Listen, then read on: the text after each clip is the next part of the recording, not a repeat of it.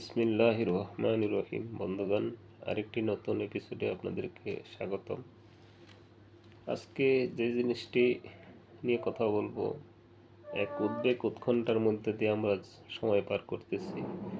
আজকে নভেম্বরের 9 তারিখ, কিন্তু আপনারা লক্ষ্য করছেন যে 13ই নভেম্বর নিয়ে নাশকতার এক ছক আওয়ামী লীগ এঁকেছে। সেই নাশকতাটা কীরকম হবে যে রাজধানীতে লক্ষাধিক লোকের সমাগম ঘটাতে চাচ্ছে তারা, আদালতপাড়া ও গুরুত্বপূর্ণ সরকারি স্থাপনায় বোমাবাজির টার্গেট। 3 নম্বরে পরিকল্পনা বাস্তবায়নের দায়িত্ব দিচ্ছে আসাদুজ্জামান খান কামালকে। 4র্থ নম্বরে সহায়তা দিচ্ছে পলাতক মনিরুল ডিএমপি কমিশনার হাবিব। 5ম নম্বরে হাসিনার রায় হলে গোপালগঞ্জে মাদারীপুরে অরাজকতার পরিকল্পনা করা হবে। 6ষ্ঠ নম্বরে মাঠ পর্যায় থেকে এখনই সেনা না ওঠানোর পরামর্শ দিয়েছেন।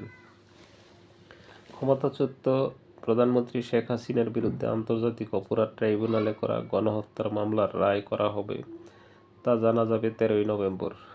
ওই দিনকে কেন্দ্র করে বড় ধরনের নাশকতা এবং বিশৃঙ্খলা নীল নকশা এঁকেছে তার দল। কার্যক্রম নিষিদ্ধ আওয়ামী লীগের। তাদের লক্ষ্য সহিংস পরিস্থিতি তৈরি করে বিচার প্রক্রিয়া বাধাগ্রস্ত করা। এই পরিকল্পনার সমন্বয় করা হচ্ছে প্রতিবেশী দেশ ভারত থেকে। নিরাপত্তা সংশ্লিষ্ট সূত্রে জানা গেছে, ঢাকায় নাশকতা পরিকল্পনার মূল সমন্বয়ক হিসেবে দায়িত্ব দেওয়া হয়েছে ভারতে পলাতক সাবেক স্বরাষ্ট্রমন্ত্রী আসাদুজ্জামান খান কামালকে। তাকে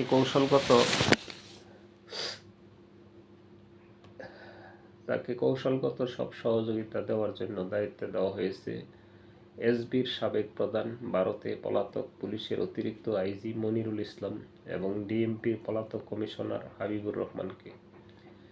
এসএসএফের সাবেক ডিজি ও সাবেক কিউএমজি লেফটেন্যান্ট জেনারেল অবসরপ্রাপ্ত মুজিবুর রহমান সহ একাধিক সেনা কর্মকর্তা এই প্রক্রিয়ার সঙ্গে যুক্ত আছে। সূত্র আরও জানাচ্ছে, তাদের সঙ্গে সমন্বয় করে ঢাকায় অস্থিরতা তৈরির মিশন বাস্তবায়নের প্রস্তুতি নিচ্ছে পলাতক সাবেক ছাত্রলীগ সভাপতি লিয়াকত শিকদার, গাজীপুরের সাবেক মেয়র জাহাঙ্গীর আলম এবং যুবলীগ নেতা ইসমাইল চৌধুরী সম্রাট ওরফে ক্যাসিনো সম্রাট।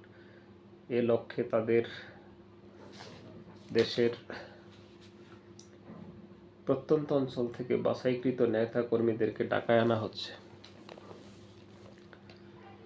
জানা গেছে, বাংলাদেশ বিরোধী তৎপরতা চালাতে দিল্লিতে একটি অফিসও নেওয়া হয়েছে। কলকাতায় অফিস নেওয়ার খবরও এর আগে গণমাধ্যমে এসেছিল। পরিকল্পনা অনুযায়ী সেখানে ভারতীয় গোয়েন্দা সংস্থা রয়ের সঙ্গে ঘনিষ্ঠ যোগাযোগ রাখা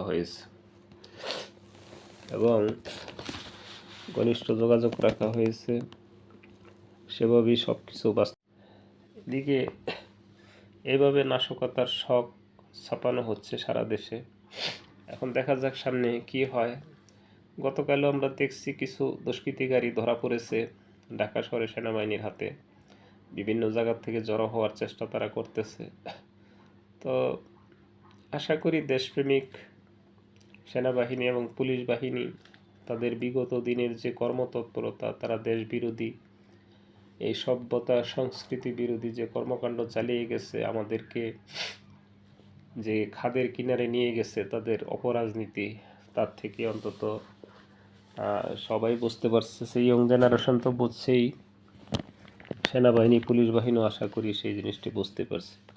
এদিকে আমাদের গুপ্তচর হিসাবে আমাদের দেশ বিরোধী আরেক সংস্কৃতি চালাচ্ছে ডাক্তার জাহিদ, সাংবাদিক নামে পরিচিত মাসুদ কামাল, এবং তারা যে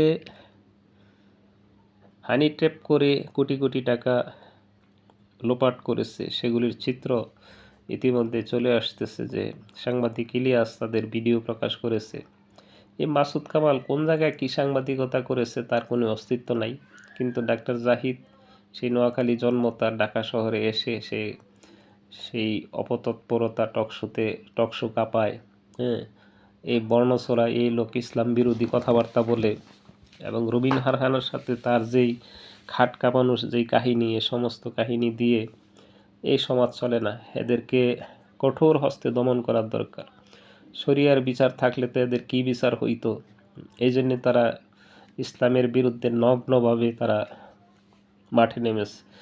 কথিত আছে, ভিডিওতে দেখতে পেলাম যে জাহিদের বাপ মারা যাওয়ার পরে সেখানে সে গেছে জানাজা, যেত সে অনীহা, এদিকে তারা কবর টবর খুঁড়ছে, বাপকে কবরস্থ করছে, সে চেয়ারে বসে পায়ের উপর পা তুলা খোশ গল্প করতেছে। তো এই নাস্তিক মাথায় বাবরি চুল রেখে টকশোতে এসে লম্বা লম্বা কথা কয়, কিন্তু আসলে সেই ইসলামের এক চরমতম দুশ্মন। এরা ভারত, ইসরায়েল এবং আমেরিকা যেখান থেকে যা টাকা পায় সেভাবে তারা কথা বলে, তাদের এজেন্ডা বাস্তবায়নের জন্য কথা বলে। এবং এই সমাজে একটা সুন্দর সমাজ, এই আবহাওয়ায়, বাংলাদেশের এই আবহাওয়ার মধ্যে তারা যে কৃষ্টি কালচার চালু করতে চায়, পরকীয়া, স্ত্রী রেখে সে আরেক নারীর সাথে যেই নারীর বিয়ে হয় নাই সেটাও টকশো কাঁপাইতো। বিএনপি যে সমস্ত ডুপ্লিকেট নেতা নেত্রীকে দিয়ে দায়িত্ব পালন করছে, সেই রুমিন হারহানাও টকশো কাঁপানো, এক টকশোর সাথে সাথে সে খাট কাঁপানো নায়িকা। আল্লাহ